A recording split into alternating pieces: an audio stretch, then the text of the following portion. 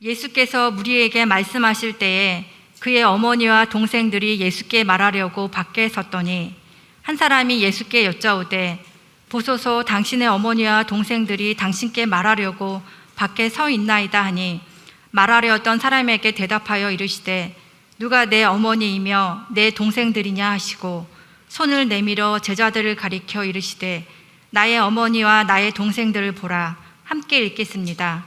누구든지 하늘에 계신 내 아버지의 뜻대로 하는 자가 내 형제요 자매요 어머니이니라 하시더라.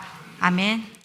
복음서의 질문들 9가지. 누가 예수님의 가족입니까?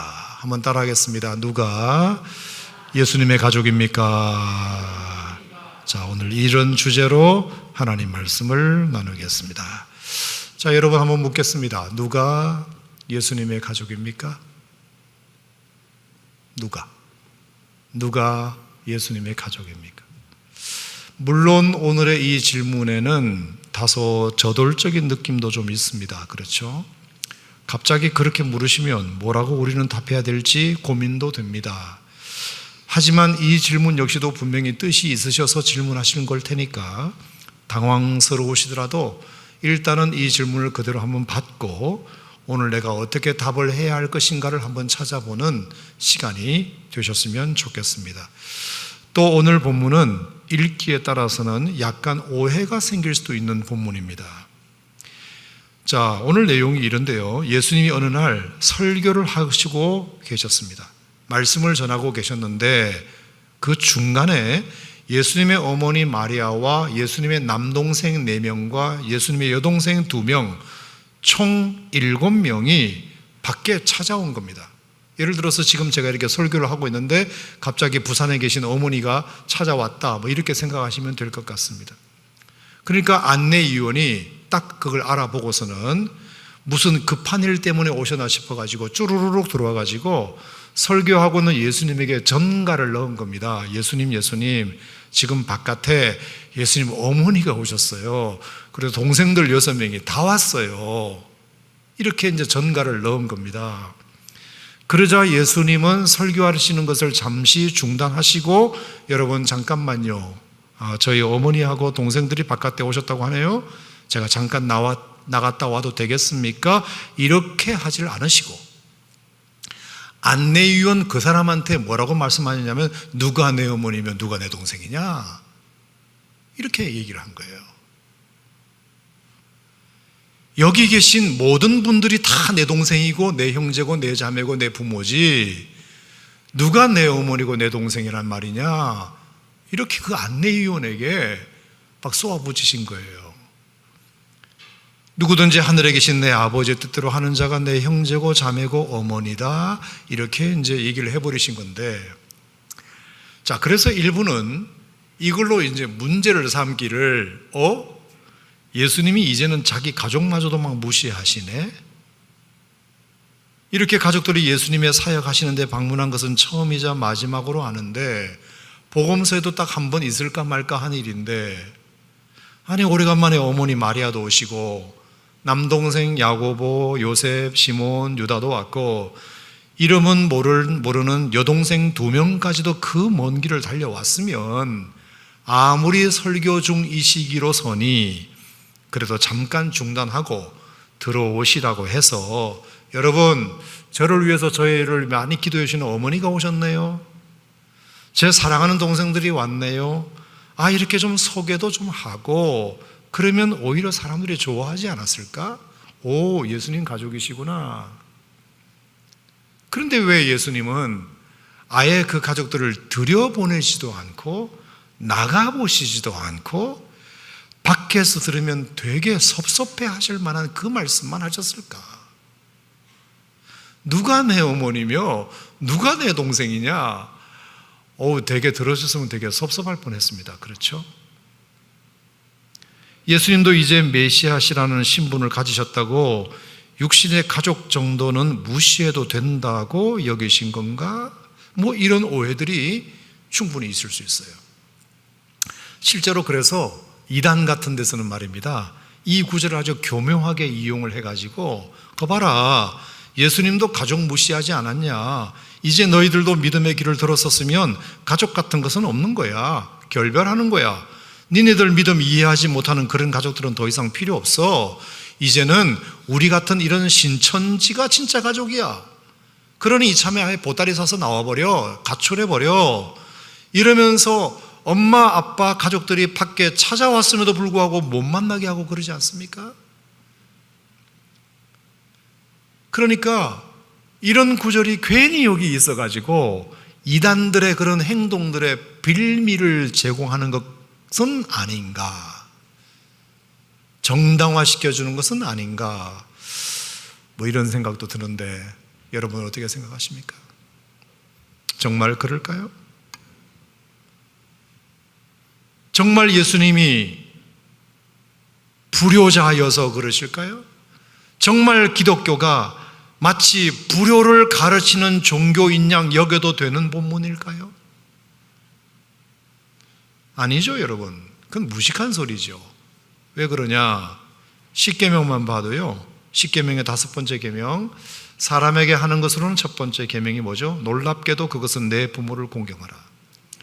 심지어 이것은 약속 있는 첫 계명이라고까지 말했어요. 자, 여기서 공경이라는 단어가 히브리어로 카바드라는 말인데 무겁다 이런 뜻이에요. 내 부모를 공경하라. 공경하라는 말은 카바드, 무겁게 여겨라. 부모 공경이 제일 중요해, 이런 뜻이거든요. 더불어 부모라는 위치가 주는 책임감이 얼마나 무거운지 알아? 그 무거움을 자식은 알아들어야 되는 거야, 이런 뜻도 있어요. 얼마나 그 부모가 무거운 책임감을 갖고 살아. 그 무거운 마음을 알아들어야 돼. 이게 부모를 공경하라, 카바드의 뜻입니다. 그러니 이것 하나만 보더라도 성경이 불효를 가르치거나 방관하는 책은 아니다, 당연히. 신약 에베소서 6장 1절에도 보면은 자녀들아 주 안에서 너희 부모에게 순종하라, 이것이 옳으니라. 옳으니라가 헬라어로 디카에오스, 이게 의롭다 그리고 본성 이런 뜻입니다. 본성. 그러므로 자녀가 부모에게 순종하는 것은 인간이 태어날 때부터 하나님께서 그 속에 본성으로 아예 갖고 태어나도록 만드셨다, 이 뜻입니다. 자녀가 부모에게 효도하는 것은 본성이에요. 인간의 본성. 착한 사람만 하는 게 아니고요, 아예 본성이에요. 그러므로 자녀가 불효한다는 것은 인간으로서 자기 본성을 거스르는 것과 같은 것입니다. 그러므로 성경이 불효를 가르친다, 방관한다, 있을 수도 없는 일입니다. 자, 그러면 예수님 봅시다. 33년의 짧은 생애를 예수님이 사시는 동안 하나님 아버지를 위하여 온전히 사역한 시간은 불과 3년밖에 안 되지만 나머지 10배 가까운 30년 동안은 오로지 부모님 곁에서 부모님을 위하여 부모님 공경하고 도와드리고 동생 돌보는 일에만 전적으로 30년을 헌신하신 분입니다. 특히 육신의 아버지 요셉이 일찍 돌아가시는 바람에 예수님은 6 동생들의 맞이로서 아버지가 물려준 과업, 목수일이죠. 그 목수일을 과업을 물려가지고 얼마나 성실하게 행하셨는지 모르고요, 위로는 어머니를, 아래는 동생 6을 돌보는 일에 최선을 다하셨어요. 물론 마지막 3년은 예수님이 이제 공생의 사역을 하시느라 오랫동안 집을 떠난 일은 있으셨지만 마지막에 십자가에 달려 돌아가실 때 그게 마음에 걸려가지고 사랑하는 제자 요한에게 뭐라고 부탁했나요? 보라, 내 어머니다. 요한아, 내가 지난 3년 동안 집 떠나서 사역하느라고 어머니 제대로 못 돌봐드렸는데 미안하지만 이제 내 어머니를 너의 어머니처럼 좀 섬겨줘. 효자예요, 아니에요? 당연히 효자지. 그러니 오늘의 이 본문 사건 하나만을 가지고 마치 예수님이 효도와는 거리가 먼 분처럼 말하는 것은 옳지 않다. 옳지 않아. 고로 본문의 이 말씀은 다른 의미가 있기 때문에 하신 말씀이다. 그것을 알아새기는 것이 우리가 해야 할 이제 몫이에요. 자, 그렇다면 뭘까? 예수님은 그러면 도대체 오래간만에 저 문 밖에 찾아오신 예수님의 가족들을 왜 문전박대하는 모양을 갖게 되었을까? 첫 번째 이유가 있다면 그것은 예수님이 이날, 예수님의 가족이 이날 예수님을 찾아온 이유를 예수님이 아셨기 때문에. 왜 찾아왔는지. 미안하지만 치킨 사가지고 그리고 초코파이 사가지고 격려 유문 방문으로 온 게 아닙니다. 아니에요. 예수님의 어머니와 예수님의 동생들이 예수님을 급히 찾아온 것은 다른 이유가 있었던 거예요. 자, 마태복음 12장 오늘 본문을 보시면 이렇게 되어 있어요. 47절 시작. 한 사람이 예수께 여짜오되 보소서 당신의 어머니와 동생들이 당신께 말하려고 밖에 서 있나이다. 자, 뭐라고요? 말할 게 있어서. 예수님한테 지금 말할 게 있어서. 자, 어떤 느낌이 드세요? 좋은 느낌이 들어요? 약간 안 좋은 느낌이 들어요? 예고 없이 불쑥 말하려고 찾아오셨다. 어떤 느낌이 드세요? 뭔가 안 좋은 느낌이 들죠. 그죠? 맞아요. 여러분의 느낌이 맞아요. 자, 마태복음과 병행 구절인 마가복음 3장에 보면 정확하게 그 이유가 나오는데, 자, 마가복음 3장으로 가보겠습니다. 마가복음 3, 무슨 말을 하려고 도대체 이렇게 가족들을 다 데리고 왔나? 마가복음 3장 21절 보겠습니다. 마가복음 3장 21절 병행구절입니다. 똑같은 거예요. 시작. 예수의 친족들이 듣고 그를 붙들러 나오니 이는 그가 미쳤다 하밀러라. 여러분의 예측이 맞았어요. 예수님의 어머니와 예수님의 동생들이 지금 예수님을 왜 찾아왔냐면, 형 미쳤어? 이 얘기하려고 온 거예요.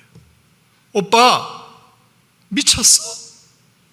아들 너 미쳤니? 이 얘기하러 온 거예요. 예수님이 그걸 다 아시니까 안 나가신 거예요. 자, 그러면 도대체 이 예수님의 가족들은 아니 왜 설교하고 계신, 사역하고 계신 그 예수님에게 찾아와서 이 소리를 해야만 했을까? 이유가 있죠. 자, 마가복음 3장을 기준으로 앞을 보시면 몇 가지 사건들이 쭉 기록되어 있는데 제가 잠깐 요약을 해드릴게요. 자, 먼저 2장에 보면 중풍병자를 예수님이 고치신 이야기가 나옵니다. 그렇죠?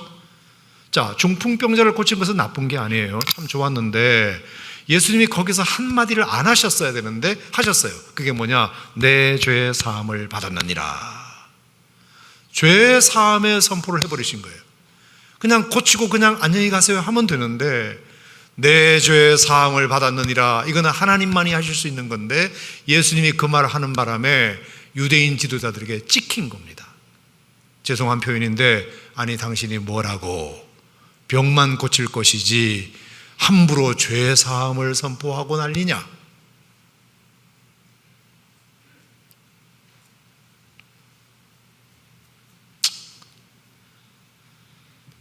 이게 그래서 사람들은 예수님을 신성모독한 것으로 여기게 된 사건이 됩니다. 그러니 당연히 유대인 지도자들은 이 친구 뭐지? 왜 저런 소리를 하지? 이상한데 생각했겠죠. 자, 13절에 보면 2장 13절에 예수님이 제자 하나를 택하시는데요, 레위라는 제자를 택합니다. 마태죠. 근데 직업이 뭐예요? 세리였어. 세리. 아니 제자로 택할 사람이 그렇게 없어서 세리를 제자로 삼는가? 여러분, 세리는 당시 유대인들로부터 동족의 피를 빨아먹고 자기 배를 채우는 민족의 역적 같은 사람 아닙니까? 그런데 그런 세리를 제자로 삼아요. 유대인 입장에서 볼 때는 좋게 볼 리가 만무하죠. 이런 얘기들을 가족들이 듣게 된 거예요. 이제 하나씩 둘씩. 우리 형이 뭐하고 돌아다니는지, 우리 오빠가 뭐하고 돌아다니는지, 우리 아들내미가 뭐하고 돌아다니는지를 이제 하나씩 둘씩 듣기 시작한 겁니다. 자, 18절에 보면 금식 문제 때문에 바리새인들과 논쟁을 벌여요. 오히려 그들을 감히 가르치려고까지 들어요. 예수님에 비하면 배운 것으로 보나 지위로 보나 연륜으로 보나 게임도 안 될 예수님이 바리새인들에게 막 대드세요. 그러니 본격적으로 예수님은 이제 제거 대상 1호 블랙리스트에 오르게 된 것입니다. 23절에 보면 또 있어요. 안식일 날 밀밭 사이로 예수님의 제자들이 지나가다가 밀 이삭을 잘라먹은 사건이 나옵니다. 안식일 위반이죠. 3장에 보면 또 안식일 날 회당에서 손 마른 사람을 예수님이 고칩니다. 안식일 위반이죠. 자꾸 이렇게 문제를 일으키고 다니니까, 안식일도 위반하니까 바리새인들이 뭐라고 생각하느냐 하면, 도대체 저 예수 어디 출신이냐, 가족들은 누군지 호구조사 좀 해봐라. 당연히 그랬겠죠. 그러니 이제 예수님 어머니 집에 경찰이 들이닥치고 바리새인이 들이닥쳐서 막 조사해가고 이러니까 처음에는 걱정도 되다가 나중에는 이제 짜증이 슬슬 나면서 도대체 우리 아들 뭐하고 돌아다니길래 이러는 거야. 게다가 20절에는 예수님이 눈 멀고 말 못하는 귀신 들린 사람을 고친 것을 보고 바리새인들이 뭐라고 말하죠? 네가 귀신의 왕 바알세불을 힘입어 이렇게 한 거지 그냥 됐겠냐? 너가 귀신의 힘을 빌려서 저 귀신을 내어 쫓았겠지? 이렇게 말했더니 예수님이 그것을 딱 받아치시면서 너희들 말대로라면 그러면 귀신 나라에 싸움이 일어난 거구나. 그게 아니고서야 어떻게 귀신이 귀신을 내어줄 수 있겠느냐, 이 무식한 사람들 같으니라고. 어찌 너희는 이것이 성령의 역사인지도 모르느냐. 이렇게 자꾸 너희들이 성령이 하시는 일을 거역하고 성령을 모독한다면 영원히 용서받지 못할 것이다. 바리새인 보고 용서받지 못할 것이다 이렇게 말하니까 어느 바리새인이 그걸 기분 좋게 듣습니까? 더 이상은 이 예수 안 되겠다. 여러분, 사실 이런 것이 아니어도요, 가족들로서도 그동안 말은 안 했지만 예수님의 행동이 이해되지 않는 것이 너무 많았어요. 예를 들자면 예수님이 예루살렘 성전에 가서 상을 뒤엎으시고 물건 팔고 파는 사람들을 다 내쫓으셔가지고 거기 자릿세를 받고 돈을 받는 대제사장과 사두개이파 사람들에게 눈에 났어요. 눈밖에 나버린 거예요. 거기에 이제 그 물건 파는 사람들, 돈 바꾸는 사람들 자릿세를 대제사장이나 사두개파가 받거든요. 근데 그걸 다 엎어버렸으니 사두개인들이 가만히 있겠습니까? 당연히 저자가 누군지 알아봐라. 당연히 나사렛 출신이라는 것도 알아냈겠죠. 당연히 사람들을 나사렛에서 특파해서 가족들에게 조사하고 나사렛 이장한테도 막 압력을 넣어서 당신 자꾸 이러면 재미없어. 저자 좀 말려. 당신 아들 좀 말려. 당신 아들 이러면 우리한테 재미없게 돼. 그리고 이 나사렛에 주는 국비, 노비, 시비 다 끊어버릴 거야. 그러니까 알아서 해. 온갖 압력이 나사렛 이장님으로부터도 오지, 직접 집에도 찾아와서 조사해 가지. 그러니까 예수님의 어머니나 형제들 입장에서는 처음에는 걱정하다가 나중에는 이제 슬슬 짜증이 나면서 우리 형아 도대체 뭐하고 다니길래 이러는 거야. 우리 형 미쳐도 단단히 미쳤네. 아니 바리새인들한테 왜 대들어? 사두개인에게 왜 대들어가지고 이런 일이 생기는 거야. 아니 전도를 하려면 조용히나 할 것이지. 바리새인 사두개인 거기가 어디라고 덤벼. 우리 형 하나 그냥 조용하면 될걸. 왜 이렇게 동네방네 분란 일으키고 가족까지 힘들게 하고 동네까지 힘들게 해. 이런 마음이 계속 쌓여오다가 가서 말려야 되겠다. 이거 이제 중단시켜야 되겠다. 그래서 예수님의 설교하시는 가운데 쭈루룩 뒤에 와서 말하려고. 너 미쳤구나. 형 미쳤어? 오빠 미쳤어? 이 얘기 하려고 온 거예요. 자, 이 상황을 예수님은 다 아시죠? 당연히 아세요. 왜 왔는지를 알아요. 자, 그래서 잠깐 고민합니다. 나가서 맞이해야 돼? 아니면 안 맞이해야 돼? 그러다가 예수님이 이제는 정말 양단 간의 결단을 내릴 때가 됐다.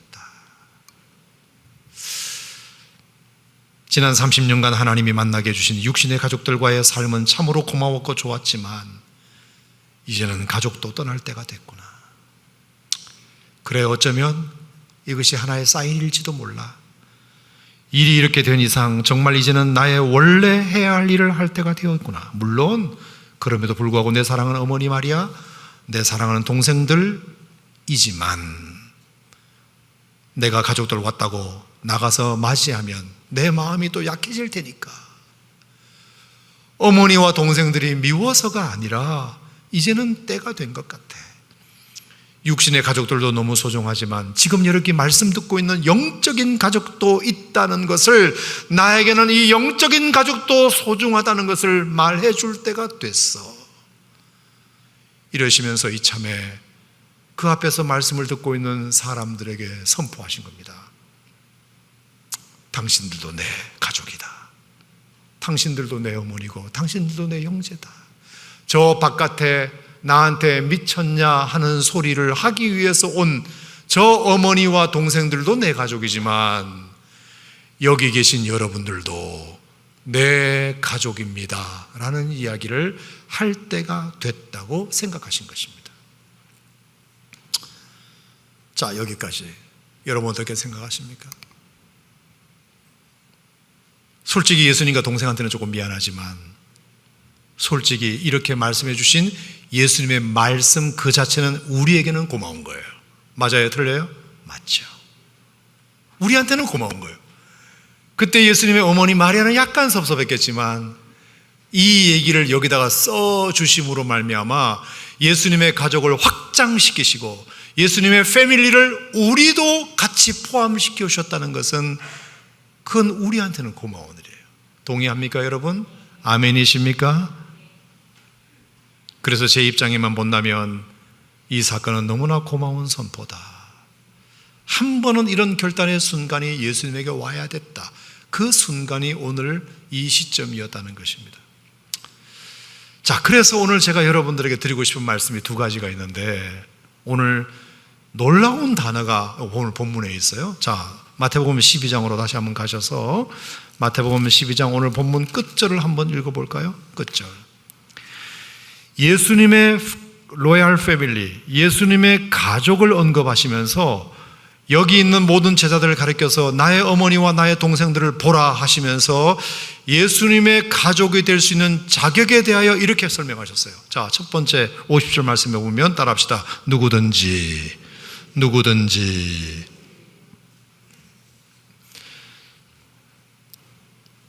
이번에 설교를 준비하면서 제게 이 단어가 얼마나 고맙게 느껴졌는지 몰라요.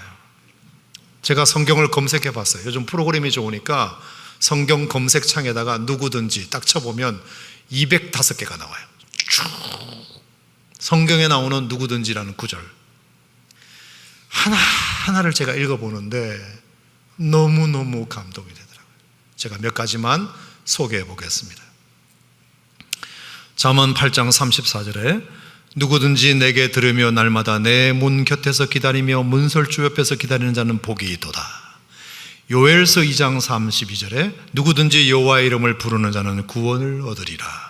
마태복음 7장 24절에 누구든지 나의 이 말을 듣고 행하는 자는 그 집을 반석 위에 지은 지혜로운 사람 같으리라.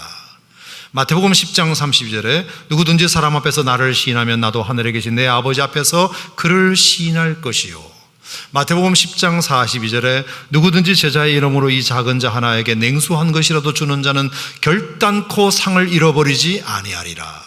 마태복음 16장 24절 25절에 누구든지 나를 따라오려거든 자기를 부인하고 자기 십자가를 지고 나를 따를 것이니라. 누구든지 제 목숨을 구원하고자 하면 잃어버릴 것이요 누구든지 나를 위하여 제 목숨을 잃으면 찾으리라. 마태복음 18장 4절 6절에 누구든지 이 어린아이와 같이 자기를 낮추는 사람이 천국에서 큰 자니라. 누구든지 내 이름으로 이런 어린아이 하나를 영접하면 곧 나를 영접함이라. 마태복음 23장 12절에 누구든지 자기를 높이는 자는 낮아지고 누구든지 자기를 낮추는 자는 높아지리라. 여러분 읽기도 힘든데 아멘이라도 좀 해주시기 바랍니다. 자, 계속하겠습니다. 마가복음 11장 23절에 누구든지 이 산들어 들려 바다에 던져지라 하며 그 말하는 것이 이루어질 줄을 믿고 마음에 의심하지 않으면 그대로 되리라. 요한복음 7장 37절에 누구든지 목마르거든 내게로 와서 마셔라. 입에서 생수의 강이 흘러나리라. 요한복음 10장 9절에 내가 문이니 누구든지 나로 말미암아 들어가면 구원을 받고 또 들어가며 나오며 꼴을 얻으리라. 로마서 10장 11절에 누구든지 그를 믿는 자는 부끄러움을 당하지 아니하리라. 고린도전서 8장 3절에 누구든지 하나님을 사랑하면 그 사람은 하나님도 알아주시느니라. 고린도후서 5장 17절에 그런즉 누구든지 그리스도 예수 안에 있으면 하나님의 새로운 피조물이라. 이전 것은 지나갔으니 보라 새 것이 되었도다. 갈라디아서 3장 27절에 누구든지 그리스도와 합하여 침례를 받은 자는 그리스도로 옷 입었느니라. 디모데후서 2장 21절에 누구든지 이런 것을 자기를 깨끗하게 하면 귀히 쓰는 그릇이 되어 거룩하고 주인의 쓰심에 합당하며 모든 선한 일에 준비함이 되리라. 야고보서 1장 5절에 누구든지 지혜가 부족하거든 모든 사람에게 후히 주시고 꾸짖지 아니하시는 하나님께 구하라. 그리하면 주시리라.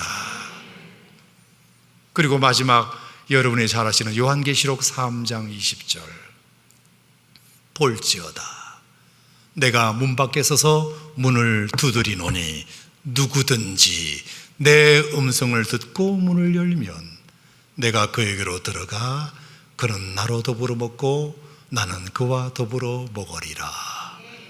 제가 유일하게 외우고 있는 성경 영어 구절 하나, Behold, I stand at the door and knock. If any voice hear my voice, if any girls hear my voice, and will open the door, I will come into him, eat with him, and he with me. 볼지어다. 내가 문 밖에 서서 문을 두드리노니 누구든지 내 음성 듣고 문을 열면. 여러분 아멘 아닙니까 여러분? 저는 그래서 기독교는 한마디로 누구든지의 종교다. 누구든지. 어느 특정한 나라, 어느 특정한 집단의 종교가 아닙니다. 대부분의 종교나 세계관은 특정 지역을 못 벗어나는데 무슬림은 중동을 못 벗어나고 힌두교는 인도를 못 벗어나고 불교는 동양을 못 벗어나고 유럽의 계몽주의 사상도 따지고 보면 유럽의 지식인들을 벗어나지 못했는데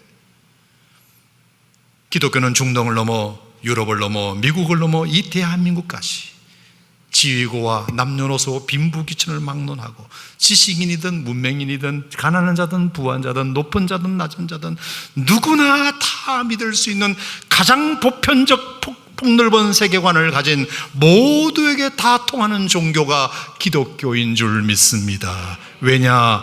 예수님이 오늘 누구든지라고 대명제를 선포해 주신 덕분에. 할렐루야. 그래서 고맙다는 거예요. 예수님의 로얄 패밀리가 될 수 있는 자격은 누구에게든지 있다. 누구에게든지. 그러므로 이 사건 하나만 보면 예수님 가족들에게는 미안하지만 우리한테는 너무 잘 됐다. 누구에든지 공평한 구원의 문을 열어주셨기 때문이다. 그래서 우리 같은 죄인도 용서 안 받아서 주 앞에 옳다함 얻으면 확실히 믿기는 어린 양 예수의 그 피로 속죄함 얻었네 라고 찬양할 수 있게 되었다. 예수님 가족에게는 섭섭했겠지만 우리한테는 좋은 일이다. 그리고 지금은 제가 이렇게 생각해 보는데 예수님의 가족들도 그때는 섭섭해서도 지금 천국에서는 좋아하리라 생각합니다. 그때 우리 아들 예수가, 우리 형 예수가 가족의 개념을 확장시켜 주셔서 우리를 받지 않고 거기에 함께 모여서 말씀 듣고 있는 모두를 이제 예수님의 로얄 패밀리로 확장시켜주는 바람에 이렇게 우리 가족들이 더 많아졌으니 얼마나 고마운 일인가. 그때는 이해를 못했어도 지금은 천국에서 다 이해하고 계시리라 생각하는데 동의하시면 아멘 하시기 바랍니다. 여러분, 그래서 우리 모두가 다 예수님의 로얄 패밀리가 될 수 있었어요. 누구든지. 믿으시면 아멘. 자, 그런데 여기서 한 가지 놓치지 말아야 할 중요한 것이 하나 더 있습니다. 이렇게 기독교는 분명 누구나의 종교인 것은 맞지만 그렇다고 해서 아무나의 종교는 아닙니다. 기억하세요? 따라합시다. 기독교는 누구나의 종교이지만 아무나의 종교는 아니다. 자, 이 차이를 여러분 구분하시겠습니까? 누구든지 예수님의 가족이 될 수는 있지만 아무나 될 수는 없어요.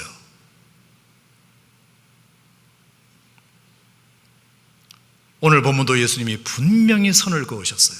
누구든지, 그 다음에 뭐라 그랬죠? 누구든지 하늘에 계신 내 아버지의 뜻대로 하는 자. 이게 단서예요. 이게 아무나와 누구나를 구분짓는 성경의 기준입니다. 자, 그러면 뜻대로 한다는 게 이게 뭐냐? 에베소서 1장을 찾겠습니다. 자, 에베소서 1장. 신약 성경 에베소서 1장을 찾겠습니다.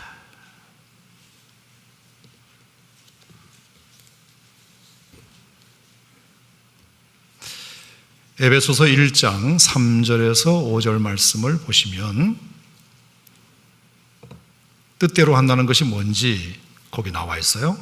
자, 에베소서 1장 3절, 4절, 5절 찬송하리로다 같이 읽겠습니다. 찬송하리로다 하나님 곧 우리 주 예수 그리스도의 아버지께서 그리스도 안에서 하늘에 속한 모든 신령한 복을 우리에게 주시되 곧 창세전에 그리스도 안에서 우리를 택하사 우리로 사랑 안에서 그 앞에 거룩하고 흠이 없게 하시려고 그 기쁘신 뜻대로 우리를 예정하사 예수 그리스도로 말미암아 자기의 아들들이 되게 하셨으니, 자, 여기에 뜻대로 하나님의 가장 기쁘신 뜻이 뭐냐?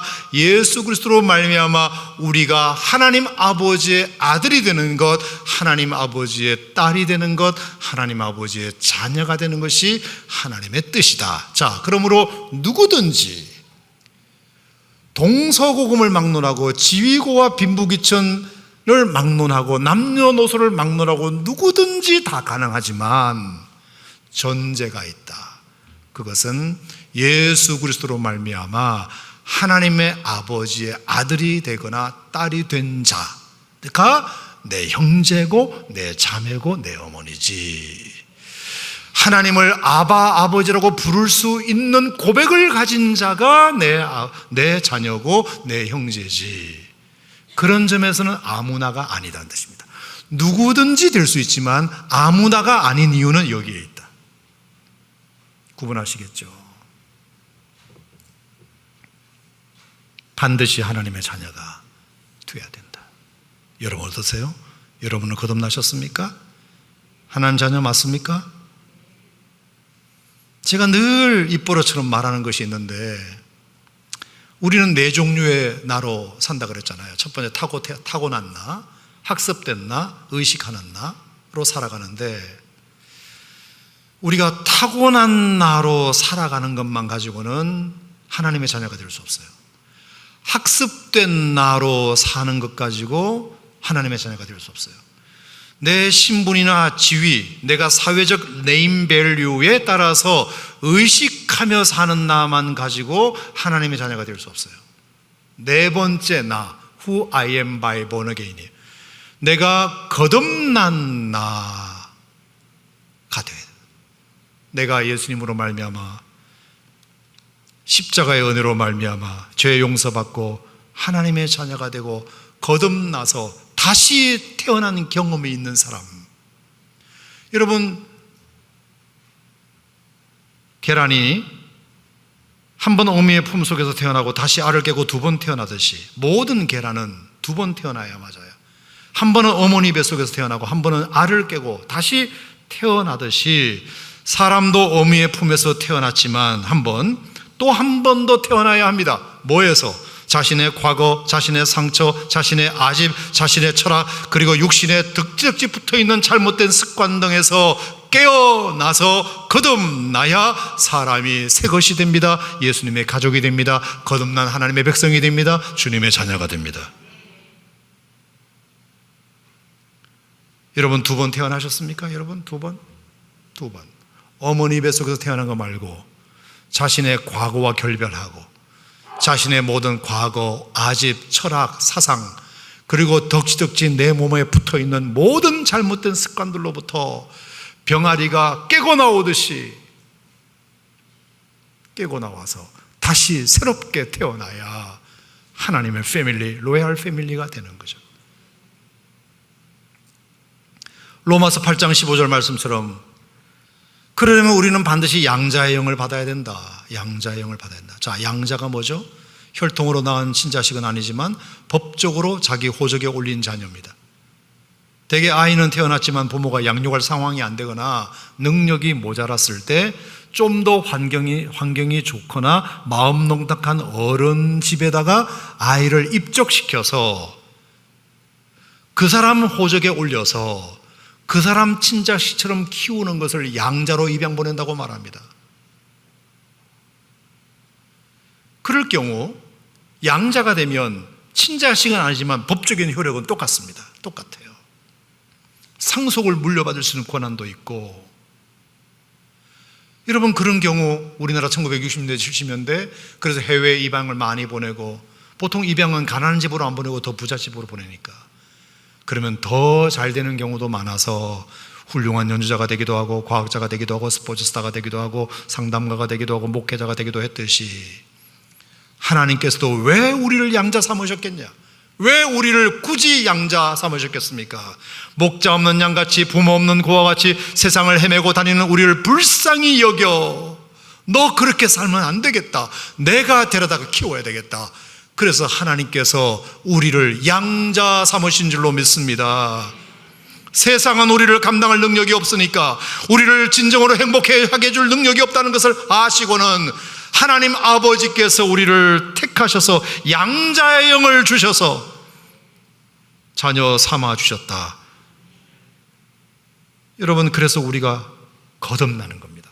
하나님의 자녀로 다시 태어나는 겁니다. 우리가 이제 하나님의 자녀가 되는 겁니다. 물론 우리의 육신의 부모님의 자녀이기도 하지만 새로운 아버지가 생겼습니다. 그분이 하나님 아버지이십니다. 그러므로 하나님의 로얄 패밀리는 딴 게 아니라 그분을 내 아버지로 고백하는 사람, 그런 사람이라면 모두가 다 하나님의 로얄 패밀리가 됩니다. 심지어 여러분이 외국 나가가지고 누구를 만났는데 Are you Christian? Yes, I am 했다고 칩시다. 그 사람도 예수 믿는 사람이래. 그러면 단 한 번도 지금까지 본 적 없는 사람이라도 그 사람은 나의 형제가 됩니다. 동의합니까 여러분? 형제죠. 자매죠.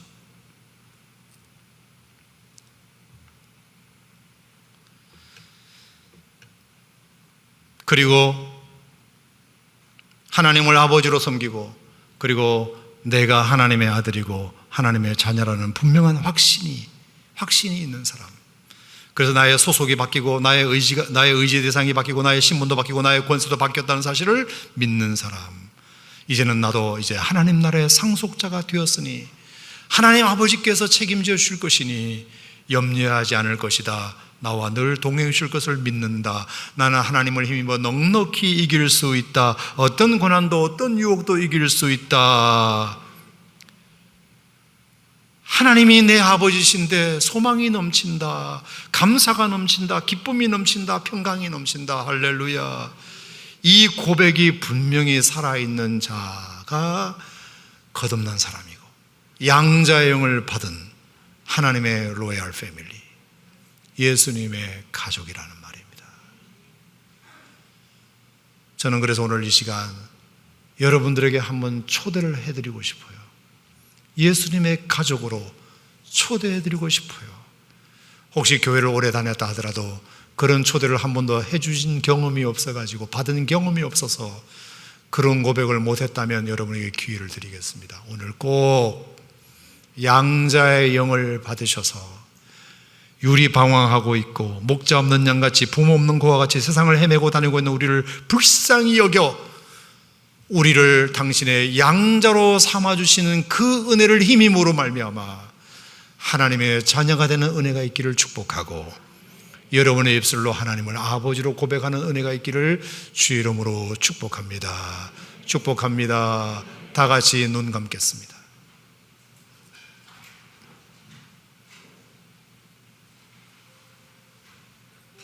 저는 눈 뜨고 여러분들에게 한번 질문하겠습니다. 혹시 여러분들이 지금까지 교회를 다니는 동안 이런 초대를 설교자로부터 받으신 적이 있나요? 당신을 하나님의 자녀로 초대합니다. 여러분을 하나님의 자녀로 초대합니다. 이 초대에 응하시겠습니까? 이런 질문을 받으신 적이 있나요? 혹시 그런 경험 없으시다면 제가 오늘 해드리려고 합니다. 중요해요. 여러분은 예수님의 로얄 패밀리가 되고 싶지 않으세요? 하나님의 자녀가 되고 싶지 않으세요? 하나님을 여러분은 새로운 아버지로 부르고 싶지 않으세요? 기회를 드릴게요. 예수님이로 말미암아 우리가 죄 사함 받고 예수님의 그 십자가의 피공로로 말미암아 우리가 구원받았다는 사실을 믿으면 영접하는 자, 곧 그 이름을 믿는 자들에게는 하나님의 자녀가 되는 권세를 주셨으니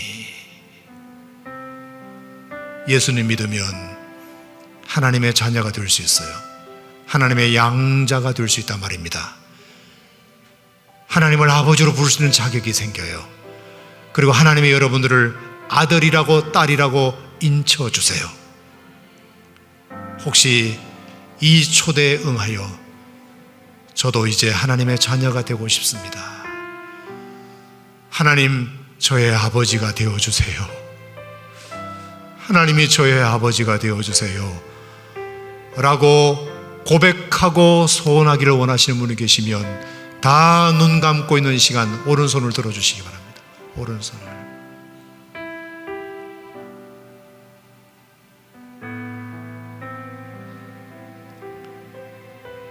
이게 예수님의 로얄 패밀리가 되는 거예요. 하나님의 가족이 되는 겁니다. 하나님이 우리 아버지신데 뭘 걱정하고 뭘 염려하겠습니까? 든든한 가장이신데 여러분이 먹고 사는 거 책임지지 않겠습니까? 여러분이 입고 마시는 거 책임지지 않겠습니까?